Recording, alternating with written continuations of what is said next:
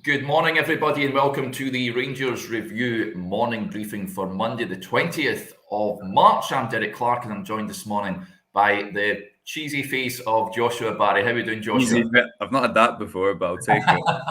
I meant to say cheery and cheesy came out instead, but hey ho. Either's fine. No, I'm good, Derek. Looking forward to looking back on the game. It always feels like when we speak on a Monday morning and the game was on Saturday lunchtime that we're speaking about a game that took place a week ago, but we are, of course, not. So I'm looking forward to getting into it. Yeah, good Rangers win at the weekend on Saturday lunchtime against Motherwell. Before we do talk about it, folks, a few things to mention. First of all, if you want to subscribe to our YouTube channel, that would be greatly appreciated.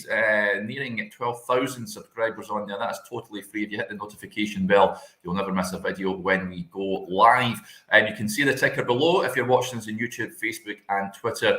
We've got an offer on the website just now that is absolutely sensational. Just £1 for 3 months worth of content, and if you also sign up, you're in with a chance of winning 2 Director's Box tickets for the home match against Dundee United on the 1st of April. Head over to rangersreview.co.uk/subscribe for all the details and to sign up. It really is a brilliant offer, folks. Just £2.99 per month after that 3-month period, but even at that, it's still an absolute bargain. But yeah, do get involved. I'm sure you won't be disappointed. And a quick word for a podcast sponsor, Seneca Hair Restoration, the top guys to go to if you're looking for a hair transplant or anything at the top of your head that you want to maybe boost some lost self-confidence. Then these are the top dogs, as they say, in Europe. So go and check them out if that is what you're looking for. Right, Joshua, let's talk football. Good win for Rangers at the weekend and maintain that 100% away record in the league. As is the normal with Rangers, they like to make life difficult for themselves, going a goal behind for the umpteenth time this season. Kevin Van Veen scoring for Motherwell, but Rangers responded. James Tavernier with a well-taken free kick. Fashion Sakala then headed home just at the start of the second half before Davies Mugabe levelled matters for Motherwell. But Todd Campbell scored from close range for his first Rangers goal. And Malik Tillman, the substitute, rounded things off with a fantastic finish for around just over 20 minutes to go. And that is how it ended. Main takeaways from the game, Joshua. If you want to get your comments across, folks, please do so. We'll touch on as many as possible. But what's your main takeaways from the game on Saturday? Yeah, I think it's the 8th time that Rangers have fallen behind under Michael Beale. But you kind of, even when that goal went in, I don't think there was much panic because it's another game where Rangers have scored 4 goals away from home. And you know, Derek, it's another game where they've scored 4 away from home. And unlike the Hibs game, they weren't brilliant. I think they were in control without having a brilliant first half performance.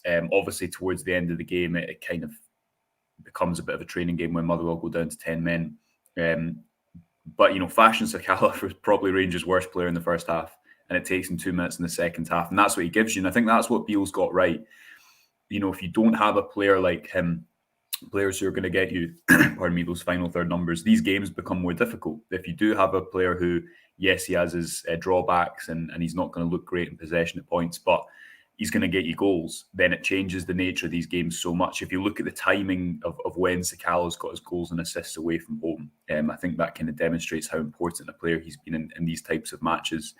Todd Campbell, again, the standout for me, and interesting to see Malik Tillman then come on and play slightly higher up. It's something that we spoke about last week, Derek. I think Tillman would enjoy playing higher up the pitch. I think he did well in that number 8 position, but if one of those two is going to be pushed higher up, then let's be honest, they both have to play because they're 2 of, if not Rangers' 2 best players at the moment. Then I think it will be Tillman. So I think lots of positives to take away from it. Poor concessions of goals, but that's going to happen at points. But yeah, 4 goals away from home, an 8th successive away win under Michael Beale. And Rangers really haven't made a habit of winning away so regularly. I think the longest Gerrard winning record away from home was 9 away from home. So Beale's almost kind of catching up on that as well. But certainly over the last year, they had not made a habit of that. So more of the same, 4 more goals away from home. And obviously they go into the international break with a win as well. Yeah, right. Lots of comments coming in. Let's get to a few of them. Just touching on Cantwell, Peggy mentions, great to see Cantwell get a goal. Looks a promising signing. We haven't seen 50% of him yet. Michael Beale was touched on Cantwell in the post-match press conference. He was asked, is Cantwell a growing influence? Yes, he is. Last week was a tough week with 3 games, but he's playing really well. He's been used slightly differently to how people thought he would be in terms of getting his numbers and goals. He got a nice assist last week and scores today. I'm delighted for him. He's had a really bright start to his Rangers career, and he knows there's more to come. That's the exciting thing. That is the exciting thing, Joshua, isn't it? Because, he looks like he's been here for years. He just seamlessly, him and Raskin have just breezed into the squad. Of course, Raskin not available at the weekend. But Cantwell, for me, I've been really, well, I was going to say pleasantly surprised, but I knew what a quality player he was. We know he sort of lost his way a wee bit in the last couple of years, but I think he's going to be a right cracking player for Rangers, and like you say, I think deservedly, I think most people's man the match at the weekend. Yeah, you know someone's a good player when they're getting booed by home fans after about 4 minutes in the door. But you're right there, because he arrives at 24, having had a couple of really good years in the Premiership and the Championship. So I don't think it was ever a question of technical quality, but how many times have Rangers signed a player, or any team around world football for that matter, and you go, if it works, if you can get him fit, etc., etc. There's always caveats attached to that, and I think the only drawback towards the Campbell signing was people had those type of caveats. But I think really quickly he's shown that isn't necessary. He needed this move to work, I think, as much as Rangers did at this stage in his career. He was coming here to play football, to I'm sure have a big couple of years and then earn a big move back somewhere and kind of get his career back on track, which had fallen off the trajectory he'd set for himself as an early youngster playing for Norwich in the Premier League.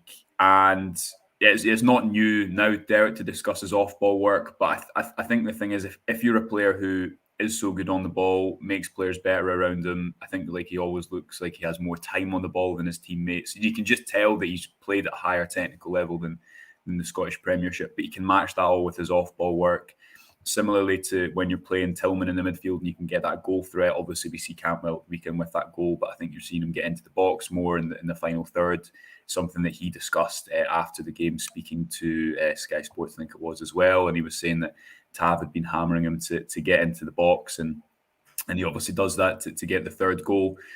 And he still only played, I think that was his 8th or 9th start, if that. So still very early in his Rangers career. But yeah, I mean, I think that midfield role has to be his from now on, not because him and Tillman won't fight it out, but I think it makes more sense to try and include them both. And I think playing Campbell slightly deeper, he's more suited to that. He's more of a ball progressor. Whereas we see with Tillman when he comes on, and I think as we've seen throughout his whole time at the club, he's a finisher. He's excellent in the final third, and Rangers needed him in that midfield role. And Michael Beale thinks that the number 8 is going to be the position where he can maybe reach his full potential as a player, and he'll know better than any of us if that is the case. But I think between now and the end of the season, he's got an interest and a good problem to work out, how you play them both together. And seeing Tillman slightly higher up the pitch for the last kind of 20 minutes was maybe a bit of a sign of things to come. Yeah, there was talk on the chat last week about there's a few suggestions people would like to see Tillman up front. Denzel says, I think Tillman is fabulous further up front, quick feet, quicker mind. Cholak didn't have as great as the games at the weekend, it's fair to say. Alfredo Morelos, I've got to say, looked bright when he came on. Yeah. But this is just the merry-go-round, isn't it? And it's like the goalkeeping situation where until Rangers have a player in there that they're just going to play every week, there's going to be able to... I think the long-term strategy has to be that Beale gets a player in who's going to be able to get a lot of goals domestically but still contribute in open play, and that allows you to play Tillman, Campbell and Kent, because obviously I know Tillman's going to get a lot of goals, but Kent and Campbell probably aren't going to get tons between them throughout a league season, but they'll do other jobs for you. But Tillman, I think if he's playing in the front two, I mean, you can't take Sakala out of these games away from home, because although at times he frustrates, his numbers are so impressive. But I think more at home, definitely. And then you're maybe looking at how you can include them all in there. And then it goes back to that conversation where Morelos gets an assist and suddenly you're thinking, oh, well, will it be Morelos and Tillman next week? And I think that's just the reality of, one, when you play so many games, but also when you have players like Sakala and Cholak who can have that brilliant game against Hibs, 10 days ago or something, was it a week and a half ago, but then have that first half where they look like they'd never played football together before. And then obviously Sakala goes and gets a goal right after the break. So I think that argument will always persist until there's a set choice number one striker, in the same way that you've seen that kind of happen in goals as well. Yeah, lots of comments suggesting that they like to see Tillman up front. Simple Simon had a pie, says Tillman goes up front for me, and he adds big, strong, and all the technique you need. And John Turner agrees. He says Tillman used as a second striker. Hugo Pierce says need to play with Tillman as a forward as he can score goals. Let's touch on a few more that are coming in. Well, Ian Ross raises a point. Big talking point from the weekend, VAR, he says. What about those offside VAR lines? I'd say look at Johnny's Twitter, Ian, because he explains it better than me. Yeah.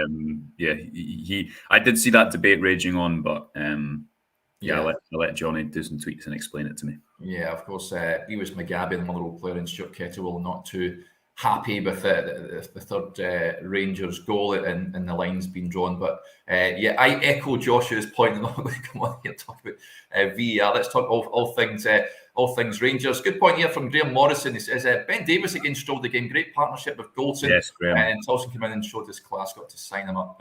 Echo that, Graham. And Davies, he's one of those ones. Whenever I'm doing the player ratings, Joshua, it's always.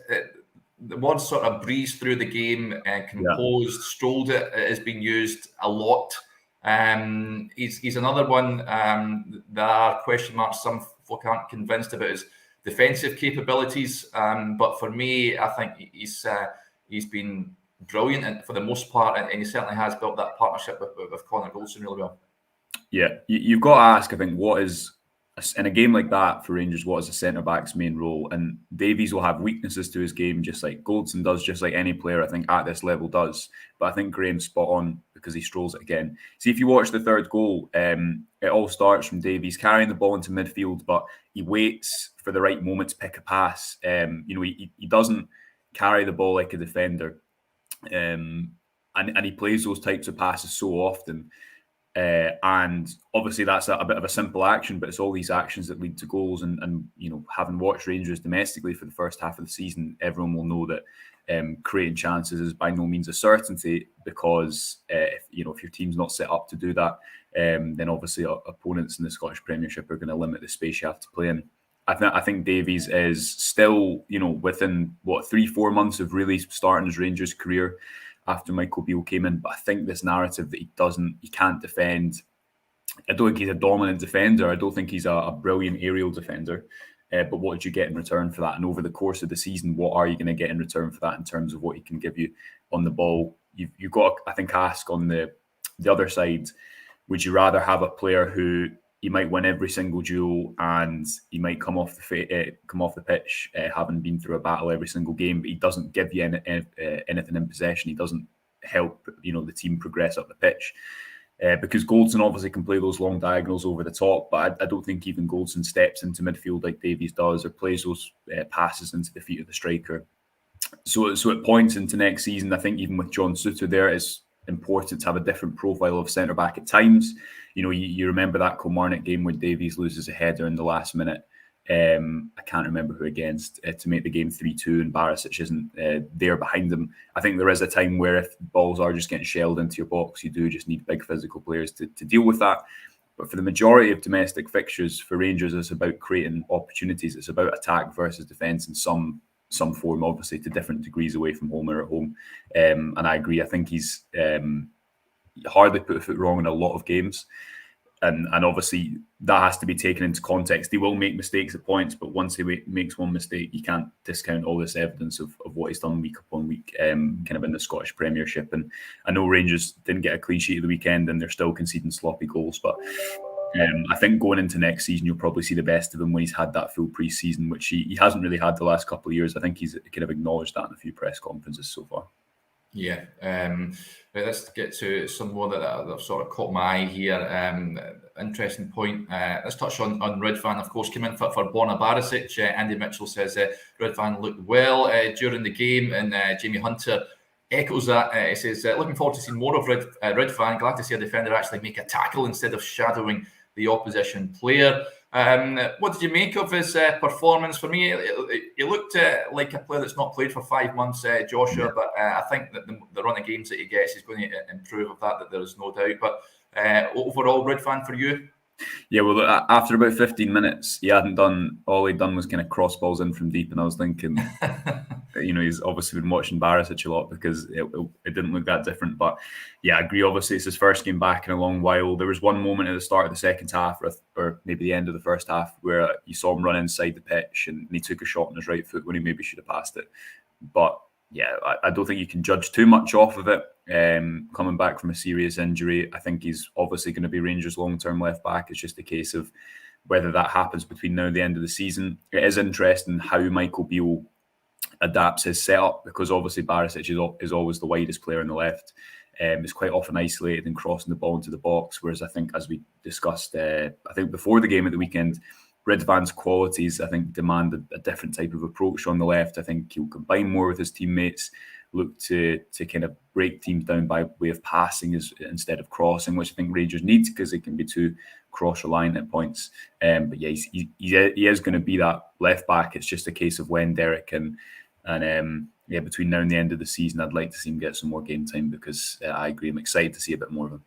Yeah, good to see him back in the Rangers jersey. But just a slightly left field, but this is a nice comment from Nicola, who gets in touch. I took my 5-year-old to Ibrox on Saturday and managed to see some of the players. I took photos with him, but Fashion and Beale were amazing with him. Made his day. I love to hear stuff like that. That is great to hear, Nicola. Good to see that, and it's sort of it's a day I'm sure that your kid will never forget. Just a point I wanted to raise on this. We touched on it, I think, with Stevie Clifford last week. Burns gets in touch. He says, "Morning from Melbourne, lads. If funds are an issue, sell Hadji to buy Tillman. Personally, think it's good business." We touched on it last week. I think it was probably last week. They all blend into one there. Just say recently. Yeah, so this was a question that someone raised, and we touched on it. I mean, Yanis Hadji didn't go on at the weekend. If funds are an issue, Joshua, if that is at the conundrum, Hadji or Tillman, what camp are you in? Yeah, well, it's obviously because we don't know if those funds have been ring-fenced. I mean, I think it's pretty obvious that I've been in the buy Tillman at all costs camp, yeah, I don't think there's much debate around that. I don't think Rangers are going to get a player of his ability, but also potential at 20 now, 21 next season. Still in his first professional season. You've got to remember that. How many players, you'd imagine every player will be better in their second professional season. I also would like to see Hadji play domestically, because I think it was last week I wrote a newsletter on him. That 55 season, his numbers were really impressive. I think he gives you something different, because Rangers don't really have a midfielder from central areas, and maybe they do a bit more with Raskin now, but they don't really have a player like Hadji who can kind of split open defenses and play those reverse passes. He's obviously 2-footed, and he can do that from central areas. So I don't actually think you've seen the best of Hadji for well over a year and a half, because before his injury he was playing a position that it just didn't suit him, and I know he wasn't kind of hugging the touchline in the same way as Kent, but he wasn't playing in a central position. He didn't have runners ahead of him. So I'd like to think that there's a role for both of them in the team going forward. But the point is fair, because you've also got Tom Lawrence to come back in that position. Then you've got Alex Lowry. So Rangers can't carry that many players in that position going into next season if Kent stays, if Tillman stays. Obviously, we don't know about Kent, and no guarantee that Tillman's staying, because we've not been told he's staying yet. But it is a busy area of the pitch, so there will have to be some movement you'd expect. But I'm sure as well, Beale will want that. You'll want players having to play for their future, not only this season, but kind of always having that, because for the first half of the season, Rangers didn't have that competition. They didn't have any options, let alone a couple of extras. So it's a much better position to be in if they do have those type of discussions externally. Yeah, Bob says, play Tillman up front, room for a Hadji. It's an interesting point. Listen, it's international break now. The players go off, a number of them to their respective national teams. Rangers back in action on the 1st of April. Of course, there's the Legends game on Sunday coming up as well, if you want to head along to that. But still plenty of stuff to talk about when it comes to Rangers. This is an interesting question from Maka. He says, morning all. Joshua, can you explain Kent's new role in the front three system on Saturday? Michael Beale said he asked for something different. Did you notice that? Yeah, I think the something different was kind of in line with Tillman and Morelos coming on, and then obviously when Rangers moved to the back three and you have Kent hugging the touchline. But it's a good point about Kent's role. I think when Sakala and Čolak have played, Kent's role's been different to when Morelos and Sakala have played, because Čolak and Sakala have played more as a front two. Obviously, it's still quite flexible. But if you look in the first half, in the weekend, Ali McCoy was obviously kept referencing the fact that Čolak was really deep in the pitch and was kind of doing a lot of tracking back. That's the same, I think, as the Hibs game, where he, in this system, normally if you have one central striker, you have the kind of two number 10s who won't track the fullbacks per se, but they'll be the ones that cover down either flank. Whereas in this system, if Kent's the number 10 and you've got two strikers, then the two strikers, Sakala and Čolak, I think have more kind of defensive responsibility to try and block the passes to the fullback. And then, as we've seen in the Hibs game, there's that space for them to attack down the side of the defence, which is obviously best shown for Čolak's goal when Sakala gets down the side of the left, Čolak makes his run off the right.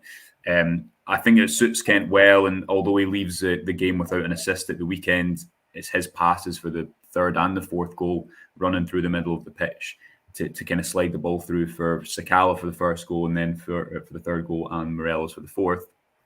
And again, that people will look and still at Kent's goals and assists to judge him, which is fair to a degree, but I think his performance upturn is kind of undisputed. And also there, there's such a difference between when Kent picks the ball up in the touchline and he's got two players there and they're both set to face him and they know where he's going to be and where he's going to pick the ball up. If you look at that third goal when Davies plays the ball into Kent, and it's worth a look because Kent makes a really intelligent run, but his marker can't kind of prepare for that in the same way. He's in the middle of the pitch. It's an area closer to goal. So although, his goals and assists maybe still aren't where you need them to be, firstly, I think he's a different type of player. He attracts a lot of players to him, and he's often the one playing that pass before the assist because, again, both those goals don't happen, especially the third one if Kent doesn't make that kind of run through the centre and release Sakala.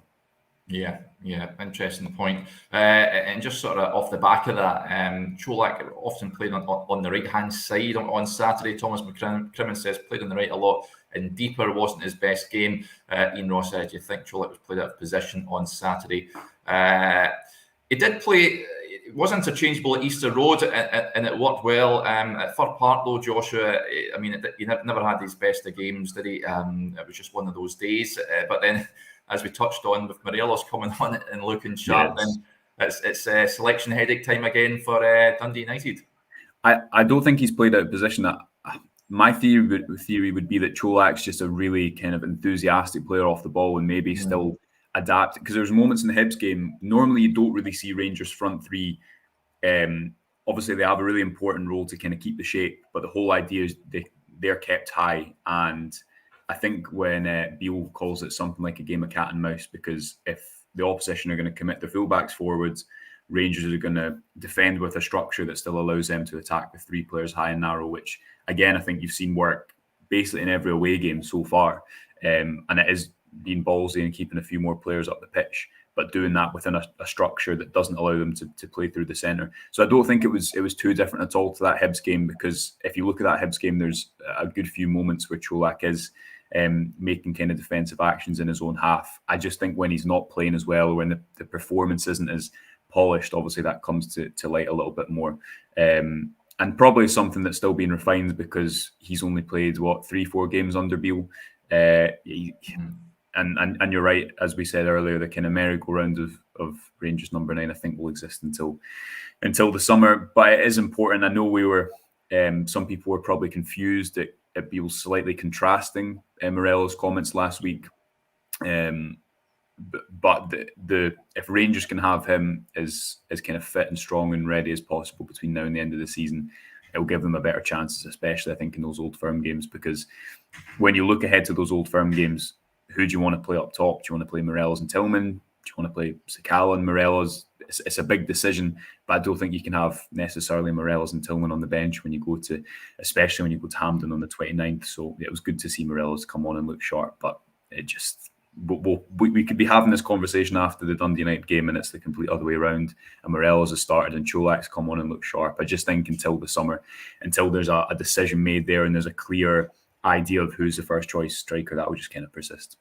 Yeah, listen, if Morelos is back fit and firing, then it can only make it to the benefit of the team. Another striker that is constantly linked with the club, world's greatest DJ, raises it. I'll get your view on it, Joshua. He says, I see that McBurney has still been linked with a move to Ibrox. Is this just paper talk, lads? Of course, he is out of contract in the summer at Sheffield United. Scored at the weekend, and congratulations to Sheffield United beating Blackburn Rovers to make the semi-finals of the FA Cup, where they'll play Manchester City. And well done to Stuart McCall, of course, who's the assistant manager there, and Wes Foderingham, who is the goalkeeper. But McBurney, of course, self-confessed Rangers supporter. I've got to say, Joshua, if this is a freebie, I would happily take him. I've seen him a few times. He's a decent enough player. I'm not entirely sure he'd be paying over the odds, but if you're bringing him in on a free transfer, then I'd certainly be open to that. Yeah, I guess obviously if Sheffield United go up, then it's maybe more likely that he stays down there. But I agree with you. He's obviously, again, a player that's played Premiership football. Don't know much about him, haven't watched much of him. Watched a couple of Sheffield United games earlier in the season. There was that one game against Burnley where they scored, I think, from like 4 corners in one game. And he obviously fits a certain profile of forward. But yeah, don't know much about him. Obviously, he's going to be of a ability that where he could come and play in the Scottish Premiership. Beale said that he has his striker. He's identified him already. Again, at his press conference last week, he was speaking about players he's identified. He's referenced clear decisions that he's made that will be communicated in the summer. So certainly internally, it seems like he's made those big decisions. It will just be a case of, when we get to find out about them.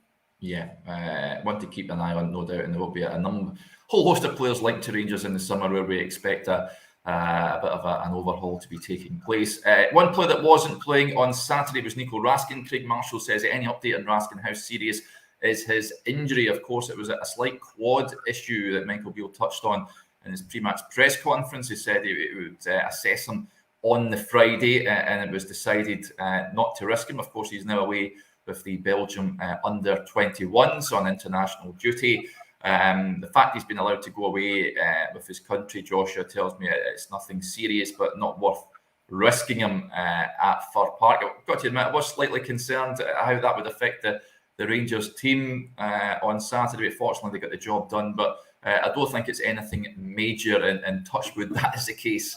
Yeah, no, it certainly didn't sound like it at the press conference on Thursday either. And in the end, Jack kind of plays a little bit higher. I thought he had a pretty good game. I think he's more suited than Lundstrom to play in that higher role because he can carry the ball. And as well, should mention now, James Tavernier, 98 Rangers goals, Derek, which should have, as he said himself, I think he probably should have got hundreds on that day, certainly with the way that the kind of last 20 minutes worked. But I know it wasn't a corner, but the set piece goals, whether that be free kicks or indirect free kicks or corners, have taken such an upturn under Michael Beale. And another example of that at the weekend, even if it was an individual effort to kind of get the game back level. Yeah, there was a brilliant free kick. I know that people are questioning Liam Kelly, the goalkeeping there, and it's fair to a point, but to get it up and down like that takes great skill. And on free kicks, it's just he's been absolutely sensational for Rangers. He really has, and got them out of a hole after going behind, and then his assist for Seneca was sublime as well. So well done to James Tavernier at the weekend, and only a matter of time before he hits goal number 100, which is quite astonishing. Okay, folks, I think that'll do us there for today. Thank you to everyone for getting in touch with the programme. It is very much appreciated as always. Just a quick reminder, if you want to take advantage of that offer we've got on the website just now, just £1 for 3 months worth of content on the site. That in itself is brilliant, but you also get entered into a draw for 2 Director's Box tickets for the upcoming home match against Dundee United. You'll head into the brilliant main entrance up the marble staircase. You'll have pre-match and post-match hospitality in the Blue Room, as well as the best seats in the house to watch the game. So head over to rangersreview.co.uk/subscribe to sign up. Big thanks to Joshua. We'll be back again tomorrow, but until then, enjoy the rest of your Monday. Bye for now.